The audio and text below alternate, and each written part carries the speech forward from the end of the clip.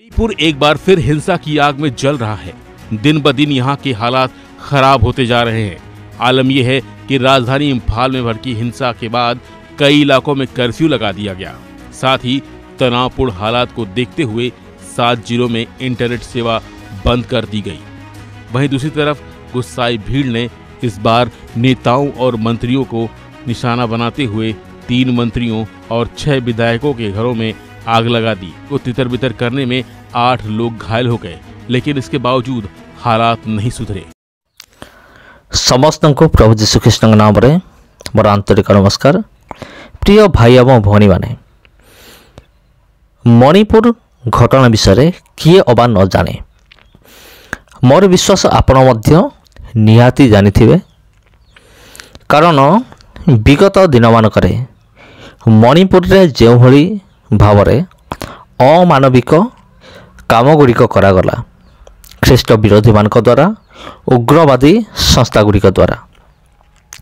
और ये विषय समस्ते भल भाव जानते।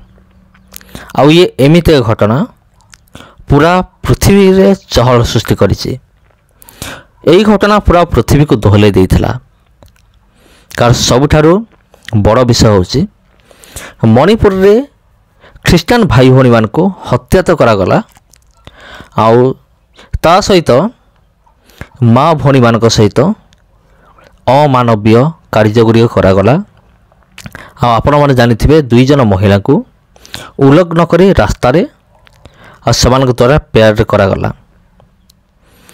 आउ कह जाउछे ए पर्यंत सुधा से महिला माने आउ एही भली चिंताधारा से एही भली दुखर से बाहरी पारि नाहांती। कारण यह होछि एक अमानवीय घटना मणिपुर रे। आउ जहाँकि देखा मिलता गोटे हूँ कंधमाल दंगा, आ जोटा कि ओडिशा रे, एवं द्वितीयटा हूँ मणिपुर दंगा बा मणिपुर हिंसाकांड। तबे वर्तमान आउ थे सही हिंसाकांड आउ थे होइछि, माने ताहा आउ थे आरंभ होइछि। उग्रवादी माने बा उग्रवादी संस्था माने आसमान कौन करिसंती, पुणी थरे ए घटना को दोहराइसंती पुणी आउ गोटे थर। आसमान कौन करिसंती, गोटे महिला को गण बलात्कार करने सहित आउ ताको जीवंता जलाई देइथिले। तबे प्रिय बंधुगण देखंतु, टिके लक्ष्य करंतु वर्तमान ख्रीष्टीय समाज माने को भली परिस्थिति दे गति करुछि। हाँ, विशेषकर मणिपुर घटना मु कहिबी। आउ जतबेले मणिपुर रे घटना घटिला विगत वर्ष रे, सेतबेले केही मध्य टिके नजर मध्य देले नाही कौन सी शासनकर्ता कि एपरिकी भारतर प्रधानमंत्री नरेंद्र मोदी मध्य गोटे थर मध्य मणिपुर को आसी नथिले। हाँ प्रिय बंधुगण, भारतर प्रधानमंत्री नरेंद्र मोदी गोटे थर मध्य से देखा आसिले नहीं, माने मणिपुर को। प्रकृत में ख्रीष्ट विश्वासी माने केउ भली अवस्था से आसते। तबे वर्तमान जो आउ थे से परिस्थिति सृष्टि होती, माने जने महिला को जेपरिकी मैं आपको कहली, जने महिला को गण बलात्कार करने सहित आउ जीवंता जलाई दि जाइए। आउ एहा परे कर्फ्यू जारी हो जाइए मणिपुर रे। आउ मु भावुची विगत वर्ष रे जो हिंसाकांड घटिला मणिपुर रे, जदि यही कर्फ्यू जदि सेतेबेले भी जदि लागू होता हुए तो गोटे पक्षरे भल होता। यहाँ हूँ मो चिंताधारा। आपणकर कौन चिंताधारा मुझे जाने ना, किंतु मो चिंताधारा हूँ या जे कर्फ्यू जारी है यहाँ बहुत आगु जारी होते बहुत भल होता। तेबे वर्तमान यही अमानवीय घटना देखा मिली मणिपुर रे। आउ यार पछरे ख्रीष्ट विरोधी तथा उग्रवादी संस्थार हाथ अच्छे। से माने यह सब कार्य से करते। आउ गत वर्ष मणिपुर रे ଅନେକ ଖ୍ରୀଷ୍ଟୀୟ ଭାଇ ଭଉଣୀମାନଙ୍କୁ ମରାଗଲା ଆଉ ସେମାନଙ୍କର ଘର ସବୁ ଭଙ୍ଗାଗଲା, ଜଳେଇ ଦିଆଗଲା ଆଉ ଅନେକଙ୍କୁ ହତ୍ୟା କରାଗଲା। ଅନେକଙ୍କୁ ଫାୟାରିଂ ମାଧ୍ୟମରେ ହତ୍ୟା କରାଗଲା।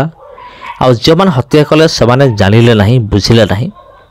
ଛୋଟ ହେଉ ବଡ଼ ହେଉ କି ବୁଢ଼ା ହେଉ କି ଯୁବକ ହେଉ, କାହାକୁ ମଧ୍ୟ ସେମାନେ ଛାଡ଼ିଲେ ନାହିଁ। ସେମାନେ ଯାହାକୁ ପାଇଲେ ଆଉ ସେମାନଙ୍କୁ ଗୁଳି କରିକି ହତ୍ୟା କଲେ। ତେବେ ଗତ ବର୍ଷରେ ଘଟିଥିଲା, କିନ୍ତୁ ବର୍ତ୍ତମାନ ଏଇଟା ଆଉ ଥରେ ପୁନରାବୃତ୍ତି ହେଇଛି।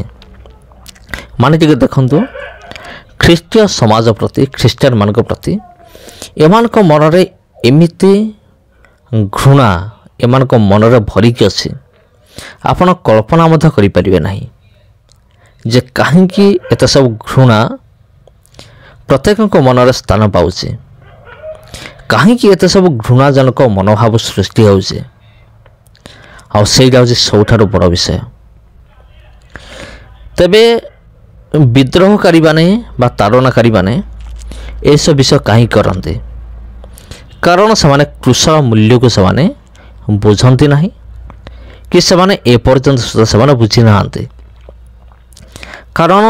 କାରଣ ଯେଉଁ କୃଷକକୁ ଆମେମାନେ ଶକ୍ତି ବୋଲି ବିଶ୍ୱାସ କରୁ, ପରିତ୍ରାଣର ଏକ ମାଧ୍ୟମ ବା ଚିହ୍ନ ଭାବରେ ଆମେମାନେ ବିଶ୍ୱାସ କରୁ, ସେଇ କୃଷକ ଏମାନଙ୍କ ପ୍ରତି ମୂର୍ଖତା ମାତ୍ର। ଏକଥା କହିଲା ବେଳକୁ ଗୋଟିଏ ବାକ୍ୟ ମୋର ମନେ ପଡ଼ୁଛି, ପ୍ରଥମ କରିନ୍ଥିୟ ତାର 1 ପର୍ବର 18 ପଦ। ଏଠି ଲେଖା ଅଛି, କାରଣ ବିନାଶ ପ୍ରାପ୍ତ ହେଉଥିବା ଲୋକମାନଙ୍କ ପ୍ରତି କୃଷର କଥା ମୂର୍ଖତା ମାତ୍ର, କିନ୍ତୁ ପରିତ୍ରାଣ ପ୍ରାପ୍ତ ହେଉଥିବା ଆମ୍ଭମାନଙ୍କ ପ୍ରତି ତାହା ଈଶ୍ୱରଙ୍କର ଶକ୍ତି ଅଟେ। ତେବେ ପ୍ରିୟ ବନ୍ଧୁଗଣ, ଆଉ ଯେଉଁମାନେ ବିନାଶ ପ୍ରାପ୍ତ ହେଉଅଛନ୍ତି, ଯେଉଁମାନେ ବିନାଶ ଆଡ଼କୁ ଯାଉଛନ୍ତି, ସେମାନଙ୍କୁ ଯଦି ଆପଣ କୃଷର କଥା କହିବେ, ସେମାନଙ୍କୁ ମୂର୍ଖତା ଭଳି ଲାଗିବ। ତାର ଅର୍ଥ ହେଉଛି ସେମାନେ ଆପଣଙ୍କୁ ଉଲ୍ଟା ମୂର୍ଖ ବୋଲି ଭାବିବେ। ଆଚ୍ଛା, ଏଇଟା ଗୋଟେ ମୂର୍ଖଟେ କୁଆଡ଼ୁ ଗୋଟେ ଆସିଲା କୃଷର କଥା ଆମକୁ କହୁଛି। ଏଇଟା କେଉଁମାନେ? ଯେଉଁମାନେ ବିନାଶ ପ୍ରାପ୍ତ ହେଉଛନ୍ତି ବା ଯେଉଁମାନେ ବିନାଶ ହେବା ପାଇଁ ଯାଉଛନ୍ତି, ସେମାନଙ୍କ ପ୍ରତି ଏ କୃଷର କଥା ହେଉଛି ମୂର୍ଖତା। କିନ୍ତୁ ପରିତ୍ରାଣ ପ୍ରାପ୍ତ ହେଉଥିବା ଆମମାନଙ୍କ ପ୍ରତି ତା ଈଶ୍ୱରଙ୍କ ଶକ୍ତି ଅଟେ। ତେବେ କୃଷର ମୂଲ୍ୟ ଯିଏ ବୁଝିଛି, ଯିଏ ଜାଣିଛି, ଆଉ ସେ ହିଁ ପରିତ୍ରାଣ ପାଇଅଛି। କାରଣ ଆମେମାନେ ଯେତେଜଣ ପରିତ୍ରାଣ ପାଇଅଛୁ, ଆମମାନଙ୍କ ପ୍ରତି ଏଇ କୃଷ ହେଉଛି କ'ଣ? ଅଟେ ଈଶ୍ୱରଙ୍କର ଶକ୍ତି ଅଟେ। ତେବେ ପ୍ରିୟ ବନ୍ଧୁଗଣ, ଆପଣ କମେଣ୍ଟ ବକ୍ସରେ ଆପଣ ଜଣାନ୍ତୁ ଆପଣଙ୍କର ମତାମତ କ'ଣ। ଆଉ ବିଶେଷ କରି ଏଇ ମଣିପୁରରେ ଯେଉଁ ଦଙ୍ଗା ପୁଣି ଥରେ ସୃଷ୍ଟି ହେଇଛି, ଅବଶ୍ୟ କର୍ଫ୍ୟୁ ଜାରି ହେଇଛି। କର୍ଫ୍ୟୁ ମାନେ ଆପଣ ଜାଣିଥିବେ, ମାନେ ଯାହାକୁ ସନ୍ଦେହ ହେଉଛି ତାକୁ କ'ଣ କରିବେ? ଗୁଳି ମରା ହେଉ। ଏଇଟା ପୁରା ରାଷ୍ଟ୍ରପତି ଶାସନ ଜାରି ହେବ, ଆଉ ଜାରି ହେଇଯାଇଛି। ଆଉ ଯାହାକୁ ଦେଖିଲା ମାନେ ସନ୍ଦେହ କଲା ମାନେ ତାକୁ ଗୁଳି ମରାଯାଉ, ଏଇଭଳି ପରିସ୍ଥିତି ସୃଷ୍ଟି ହେଇଛି। ତେବେ ପ୍ରିୟ ବନ୍ଧୁଗଣ, ବିଶେଷ କରି ପ୍ରାର୍ଥନା କରନ୍ତୁ, କାରଣ ଗତ ବର୍ଷ ମଣିପୁରରେ ଯେଉଁଭଳି ଭାବେ ଅମାନବୀୟ କାର୍ଯ୍ୟଗୁଡ଼ିକ ଦେଖାଗଲା, ତା ପୁଣି ଥରେ ନ ହେଉ। କାରଣ ଆମେମାନେ ସମସ୍ତେ ହେଉଛୁ ଭାରତବାସୀ। ଆମର ଭାରତ ଦେଶକୁ ଅନ୍ୟ କୌଣସି ଦେଶ ନିନ୍ଦା ନ କରନ୍ତୁ। ଆଉ ନିନ୍ଦା କାହିଁ କରୁଛନ୍ତି? ଏଇଭଳି ଅଭାବନୀୟ ଘଟଣା ନିମନ୍ତେ ନିନ୍ଦା କରୁଛନ୍ତି। ଅନେକ ଦେଶ ଅଛନ୍ତି, ଆଉ ସେଥି ନିମନ୍ତେ ଆପଣ ବିଶେଷ କରି ପ୍ରାର୍ଥନା କରନ୍ତୁ। ଆମର ଦେଶ ଭାରତ ନିମନ୍ତେ ବିଶେଷ କରି ଯେଉଁମାନେ ଦଙ୍ଗା କରୁଛନ୍ତି, ସୃଷ୍ଟି କରୁଛନ୍ତି, ଆଉ ବିଶେଷ କରି ସେମାନଙ୍କ ନିମନ୍ତେ ଆପଣ ପ୍ରାର୍ଥନା କରନ୍ତୁ। ପ୍ରଭୁ ସେମାନଙ୍କୁ ପରିବର୍ତ୍ତନ କରନ୍ତୁ। ସମସ୍ତ ଖ୍ରୀଷ୍ଟ ପ୍ରେମରେ ମୋର ଆନ୍ତରିକ ନମସ୍କାର। ଆଉ ଭିଡ଼ିଓ ଯଦି ଭଲ ଲାଗିଛି ତେବେ ଅନ୍ୟମାନଙ୍କୁ ସେୟାର କରନ୍ତୁ। ଆଉ ଚ୍ୟାନେଲକୁ ଯଦି ଆପଣ ପ୍ରଥମ ଥର ପାଇଁ ଆସିଛନ୍ତି ତେବେ ଚ୍ୟାନେଲକୁ ସବସ୍କ୍ରାଇବ୍ କରନ୍ତୁ। ଆଉ ଭିଡ଼ିଓକୁ ଗୋଟେ ଲାଇକ୍ କରିଦିଅନ୍ତୁ। ପୁଣି ଦେଖା ହେବ ଆପଣଙ୍କ ସହିତ ଆଉ ଗୋଟେ ଭିଡ଼ିଓରେ। ଧନ୍ୟବାଦ।